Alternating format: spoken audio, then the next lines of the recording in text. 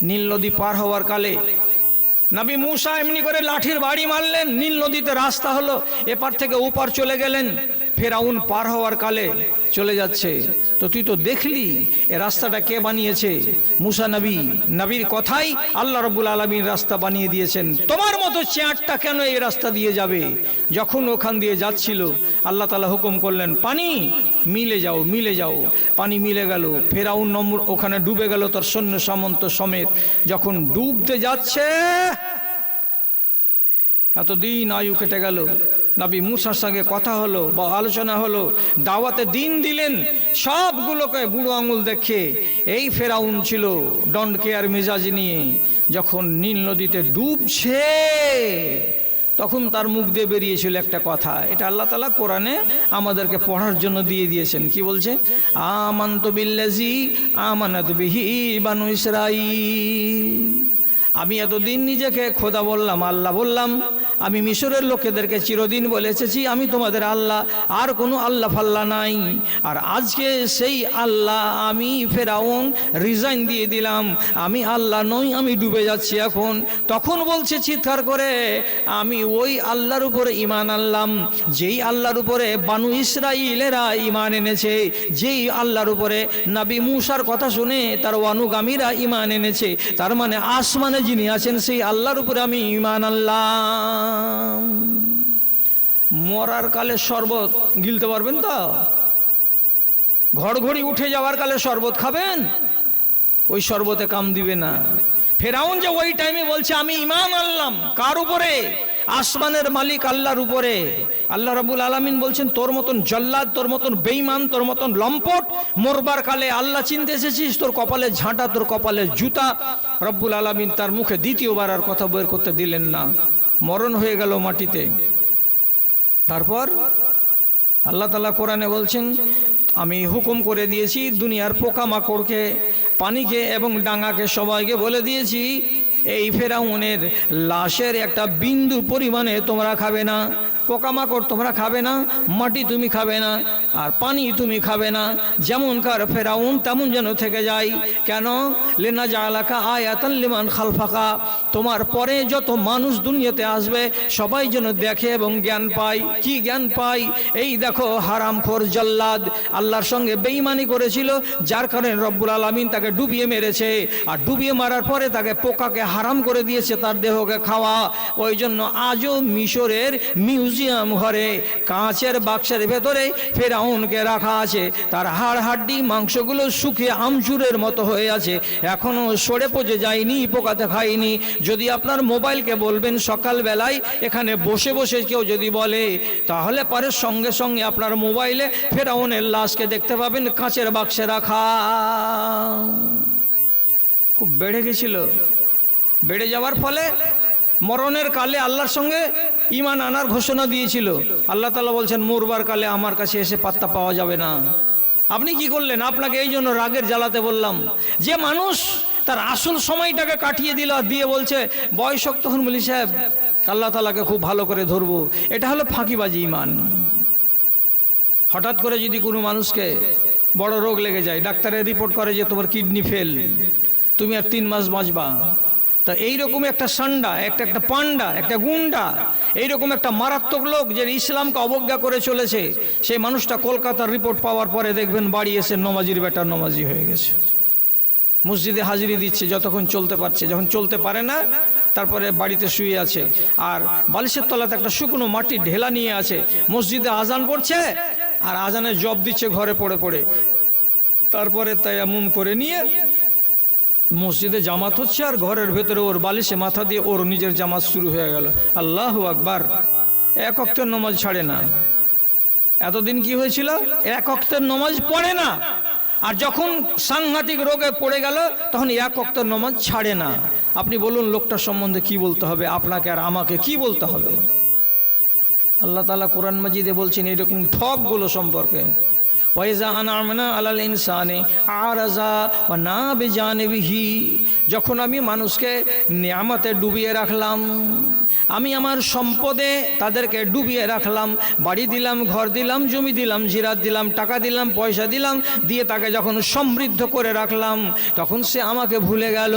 এবং যখনই তাকে বড় ধরনের কোনো রোগ লেগে গেল, ওয়াইজা মাসাহু শাররু ফাযু দুআইন আরিজ, যখন ক্যান্সারের রোগ জানতে পারলো, যখন তার জন্ডিস হয়ে গেছে, মারাত্মক জন্ডিস, তখন জানতে পারলো।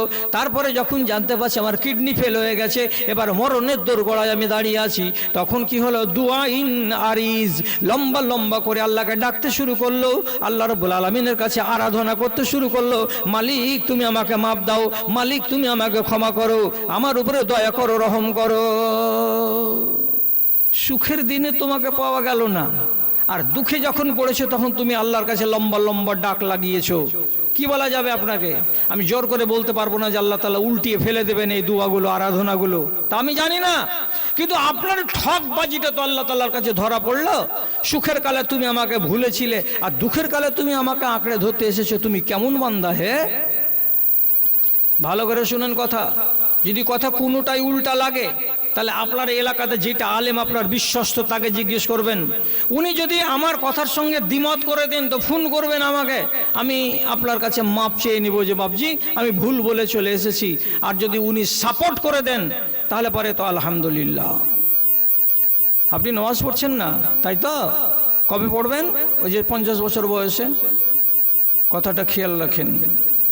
মসজিদের আজান শুনতে পাচ্ছেন কানে, আর তারপরে যদি মসজিদে আপনি না আসেন, হাল চাষ চলতে আছে, ভুট্টা লাগাতে আছে, ভুট্টা ক্রেশার মেশিনে ঝাড়তে আছেন, গম কাটতেই আছেন, দোকানে বসে বসে দোকানদারি করতেই আছেন,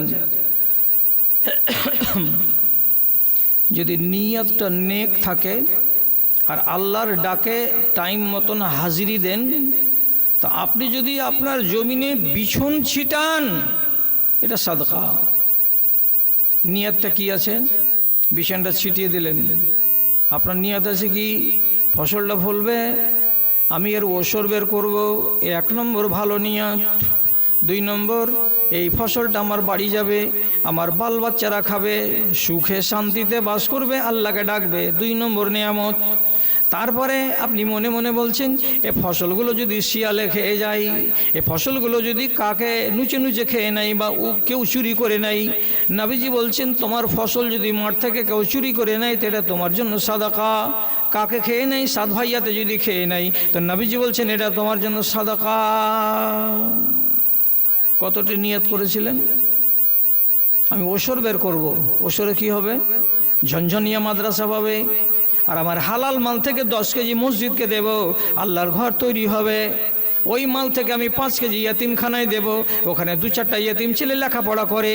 তাহলে এই নেক নিয়ত নিয়ে যদি আপনি হাল চালান, কিংবা যদি জমিতে নিড়ানি লাগান, কিংবা যদি ফসল কাটেন, তাহলে এটা আল্লাহ রাব্বুল আলামিনের কাছে বড্ডই খুশিকর কথা।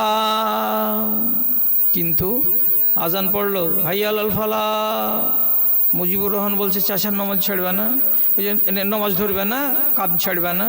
তো বলছে আরে বাজি কামটা যদি ছেড়ে দিই তো ফের নামাজ পড়ে পড়ে খায় 1/2 ঘন্টা লেগে ফের লাগতে হবে, এদিকটা সাঁইটালি আল্লাহকে পাওয়া যাবে। কাজে থেকে গেলেন, নামাজটা চলে গেল। এই কাজটার বিধান কি? আজান পড়ে গেল, চার দোকানে চা ঘুরতেই ছিলেন, এই বিধানটা কি? হার্ডওয়ারের দোকানে বসে বসে মাল বেচতেই আছেন, আজান চলে গেল, নামাজ চলে গেল, এই বিধানটা কি? আল্লাহ রাব্বুল আলামিন বলছেন আমিলাতুন নাসিবা তাসলা নারান হামিয়া। দুনিয়ার মানুষেরা এমন কিছু কাজ করবে যে কাজটা করার কালে তার ঘাম ছুটবে, তার শরীরের শক্তি ক্ষয় হবে, পেরেশান হবে, ক্লান্তি পাবে। তারপরে সে যদি আমাকে স্মরণ করে এ কাজগুলো করত, তাহলে তার এই চোখে তার কপালের ঘাম আমি তার নামে আমলনামায় লিখে দিতাম। তার যে শরীরে কষ্ট হবে এ কষ্টটার বিনিময়ে আমি তার খাতায় নেকি লিখে দিতাম। কিন্তু আমাকে বুড়ো আঙুল দেখিয়ে নিজের কামে যদি ব্যস্ত থেকে যায়, আমার মসজিদে হাজিরি না দেয়, আল্লাহ তাআলা বলছেন আমিলাতুন নাসিবা তাসলা নারান হামিয়া। যেই কাজগুলোতে তার ঘাম ঝরিয়েছে, যেই কাজগুলোতে তার শরীরের শক্তি ক্ষয় হয়েছে, ওই কাজগুলোই কিয়ামতের দিন তাকে আল্লাহর জাহান্নামে নিয়ে যাবে। ঝুটা কথা, তর্জমা ভুল করলাম? তর্জমা ভুল করিনি, সঠিক তর্জমা করলাম। ঘাম ঝরছে কোথায়? মাঠে। ঘাম ঝরাচ্ছেন কোথায়? তো চায়ের দোকানে। তো তাহলে আপনার কি হবে দুর্গতিটা তখন? ওই তো বললাম আমেলাতুন নাসিবা। হ্যাঁ,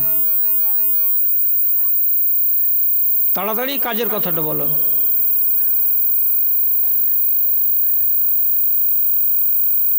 গাড়ি কটায় ছাড়বে? ঠিক আছে, আমি এক্ষুনি কথা বলছি। তাহলে এটা কি হলো? এই আমল আপনাকে নিয়ে গেল জাহান্নামে। আপনি পাল্টা প্রশ্ন করবেন মাওলানাকে, হাজি চার দোকানের লাভটাকে আমি একলাই খাচ্ছিলাম, আমার স্ত্রী খায়, আমার বেটি খায়, আমার বেটা খায়, আমার বৌমা খায়, ওরা খাচ্ছে, তোমারই ইনকাম, ওরা তোমার মন্দের ভাগ নেবে না, ওদেরকে আল্লাহ তাআলা কৈফত চাইবেন না, চাইবে কৈফতটা তোমার কাছে। এতখানি মোটা হ্যাঁ বসেছিল গদিতে আর ক্যাশ বাক্সকে উঠাচ্ছিল আর পয়সাগুলো ঢুকাচ্ছিল বাক্সের ভেতরে।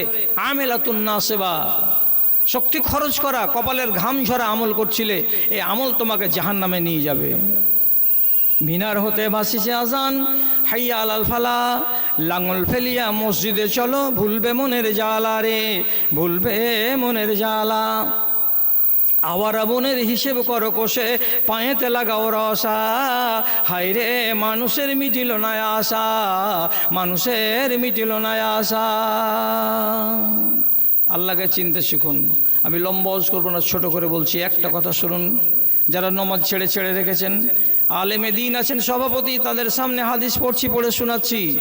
আমার আল্লাহ বে আবদিন মিন ইবাদিহি আন ইউজলাদা ফি কবরিহি মিয়াত জালদা। আল্লাহ তাআলা বানি ইসরাইলদের কোনো একজন আবেদ সম্পর্কে হুকুম দিলেন, লোকটাকে দাফন করার পর যে ফেরেশতারা এর কবরে 100টা কোড়া লাগাও, 100 ডান্ঠা মারো এই আবেদের কবরে, 100টা কোড়া। যখন ফেরেশতারা এই মোটা মোটা রেলা হাতে করে মরা মানুষটাকে মারবার জন্য প্রস্তুতি গ্রহণ করছে, তখন আবেদ বলছে মারবা নাকি? যে হ্যাঁ। কেন বাবা? ওই আল্লাহ বলেছেন 100 কোড়া মারতে। না বাবা, না না না না, মারিও না, আমি নামাজ পড়ার লোক ছিলাম, আমি দিনদার লোক ছিলাম, মারিও না। যখন আকুলি বিকুলি করলে তখন 10টাকে মাপ, 90 থাকলো। এবার মারতে যাচ্ছে, তখন বলছে মারিও না মারিও না মারিও না, আমি তো রোজাদার মানুষ ছিলাম। আবার 10 মাপ, আবার বলা হচ্ছে মারবো, এবার তোমাকে 80, বলছে মারিও না মারিও না, আমি তো সাদকা দান খায়রাত করার লোক ছিলাম, আমাকে মারবে কেন? আবার 10 মাপ করতে করতে করতে করতে 100 কোড়ার ভেতরে 99 কোড়া মাপ, বাঁচলো একটা কোড়া। একটা কোড়া তোমাকে আর রেহাই দেওয়া হবে না, মারবই মারবো মারবো বলে যখন তৈরি ফেরেশতারা কি করবে? কবরের লাশ, ওর গায়ের উপরে একটা কোড়া পড়বে। আমার হাতের কোড়া কতটা লাগবে আর ফেরেশতার হাতের কোড়াতে কতটা লাগবে অনুমান করুন। যখন একবার জোর করে সপাত করে তার পিঠের উপরে একটা কোড়া বর্ষানো হলো, সাথে সাথে কবরের ভেতরে দাউ দাউ দাউ দাউ করে আগুন জ্বলে গেল। আগুন, কাফন পুড়ল, মাইয়াতের পাটাতন পুড়ল, কবরের ভেতর কালো ছাই ভরে গেল। এত রকম দুর্ঘটনা ঘটল আগুন জ্বলে যাওয়ার ফলে। যখন আগুন ঠান্ডা হলো, তখন এই আবেদ মিঠা ভাষাতে ঠান্ডা মাথায় বলছে লেমা জাল্লাতুমুনি, তোমরা আমাকে মারলে কেন? একটাই কোড়া হোক, এত কঠিন কোড়া, যেই কোড়া খাওয়ার পরে কবরে আগুন জ্বলে গেল দাউ দাউ করে, মারলে কেন? আমার অপরাধটা কি ছিল? তখন আল্লাহর ফরিস্তারা কারণ দর্শে দিয়ে বলছে কেন মারলাম শুনবে। মারলাম এই জন্য ইন্নাকা সল্লাইতা সলাতান বেগাইরে তাহুরিন, তোমার ভেতরে দুটো দোষ পেয়েছি জীবনে। একটা দোষ হলো এই, তুমি একদিন তোমার জীবনে এক ওয়াক্তের নামাজ পড়েছিলে, কিন্তু তুমি সেদিন ওযু বানাওনি, বিনা ওযুতে বিনা তাহারাতে নামাজ পড়ে নিয়েছিলে। তো বিনা ওযুতে নামাজ পড়েছো আর তুমি মনে মনে ভাবছো যে আমি নামাজ পড়েছি ঠিকঠাক করে। আল্লাহ তাআলা এটা ধরে নিয়েছেন বিনা ওযুতে নামাজ হয় না, এই নামাজটা তোমার বরবাদ হয়েছে। যার কারণে তোমাকে 100 কোড়া মারার কথা হয়েছিল, মাপ দিয়ে 99 বাদ করার পর একটাই কোড়া তোমাকে মারা হলো। তুমি কিসের জন্য এ কাজটা করেছিলে? হাদিস থেকে কি বোঝা যাচ্ছে? লোকটা বেনামাজ ছিল কি না? লোকটা